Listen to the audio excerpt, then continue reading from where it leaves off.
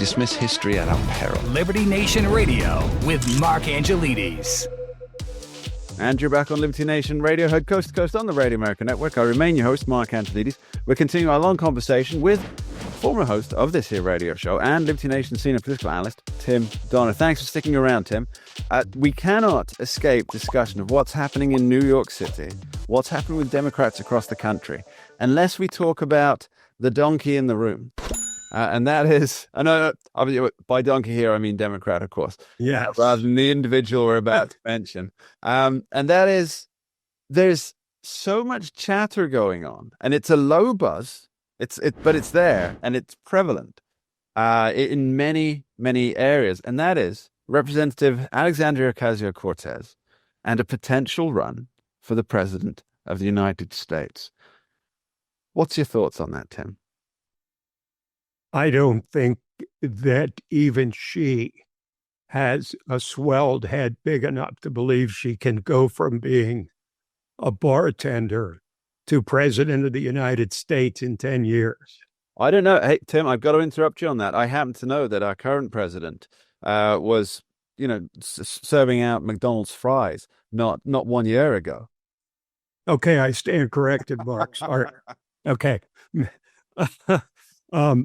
I do think, though, that it's realistic for her to believe that she could beat Chuck Schumer in the Senate Democratic primary in New York in 2026, because Schumer, ever since he so-called sided with Trump, which isn't what he did, he had two horrible options, and he picked the least bad of them when he decided to avoid a government shutdown months ago.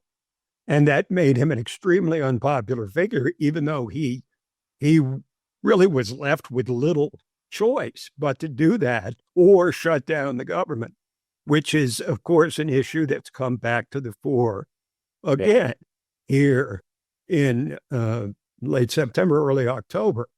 So AOC is a rising star. She's charismatic. She speaks well. She is very good at demagoguery.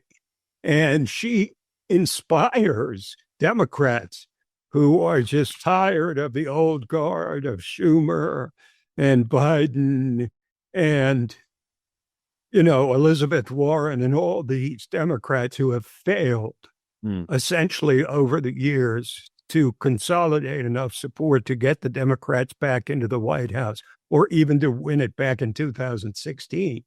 They barely avoided, a loss in 2020. And I think the old guard is headed on its way out. And for the party, for the Democratic Party, the young blood is a good thing. But the problem is that all of the young blood is even further to the left than Chuck Schumer and Hillary Clinton and Joe Biden in his heart of hearts. So, yes, more energy, more youth with AOC and the squad, Ilhan Omar and Rashida Tlaib and the rest. They're outspoken. They have guts, so to speak, in speaking out in the starkest terms. Yeah.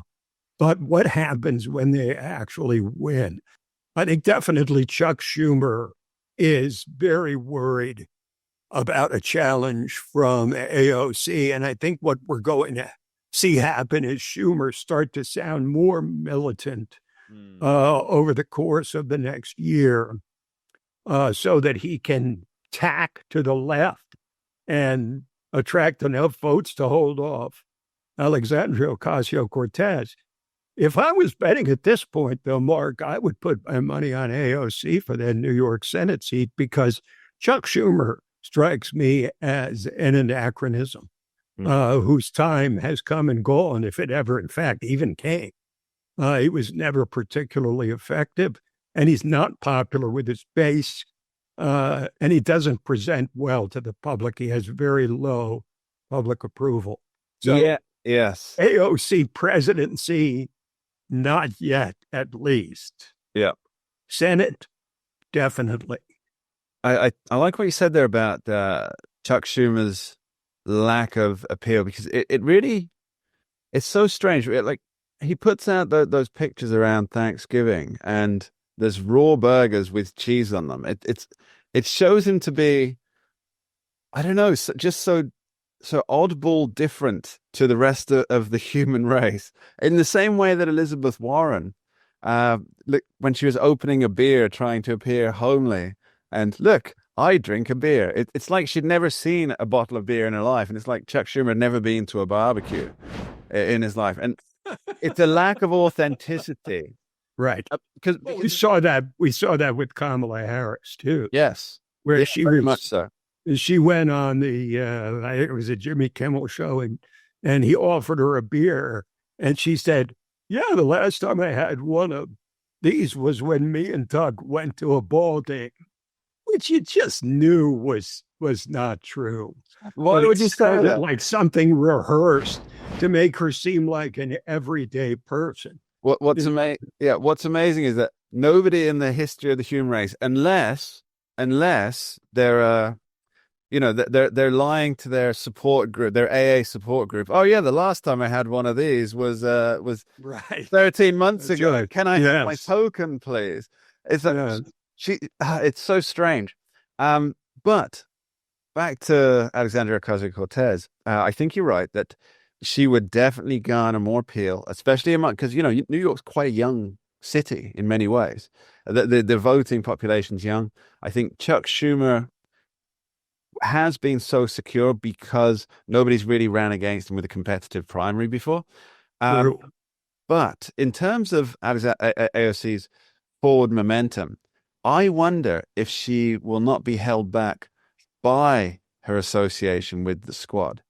Because we talked about it earlier in the show, and the majority of America, and I'm not just talking the majority that Donald Trump won, but I'm talking the majority across, both and all parties, are not that far left, and yet you have the squad members seemingly competing to be the most far left or the most radical or the most identity politics driven character within Congress. And there's if you wanted somebody who's super far left, if the party wanted somebody who's super far left, Bernie Sanders would have won in 2016 or 2012. Yes.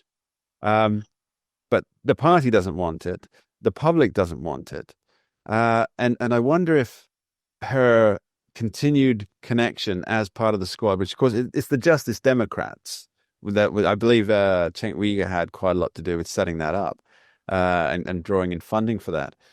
Her continued association with that labels her with the same brush, or tars her with the same brush that a lot of Americans see when Ilhan Omar says some people did something to describe 9/11, or any number of, let's be clear, quite offensive comments to a large section of society and not just Republicans.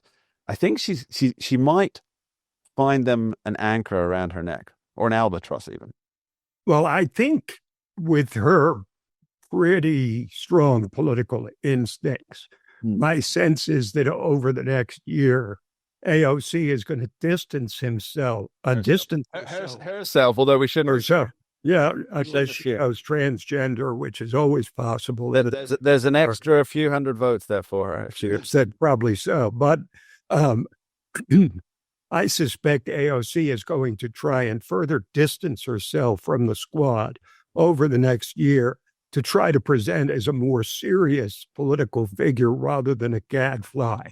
She's the only one on the squad that presents well to the general public in terms of her, the way she speaks, the way she rallies people.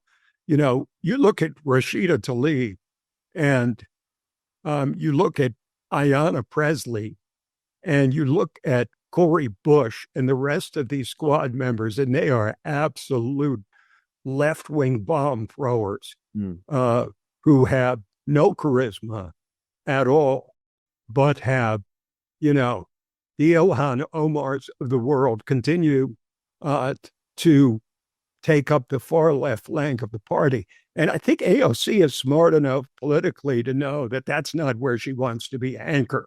I think she's going to try to present as quite a bit more mainstream over the next year. She'll pick and choose a few issues where she can try to sound reasonable and non-threatening to the more centrist elements of her party and the electorate writ large. I suspect that's where she's going to go. You don't see her appearing, by the way, with Rashida Tlaib and Ilhan Omar and Ayanna Pressley, the other radicals. You don't see her appearing with them anymore. So clearly, she's trying to make a break and establish her own individual presence and identity and the narrative of her campaign. And heck, I mean, she went from a bartender to Congress. What's to say she can't go from Congress to the Senate when she's running against a guy who seems like he has, let's say, seen better days in Chuck Schumer? It's all about the narrative, Tim. You're absolutely right. We're going to be back with Tim after this short break. Don't go anywhere. We dismiss history at our peril. Liberty Nation Radio with Mark Angelides.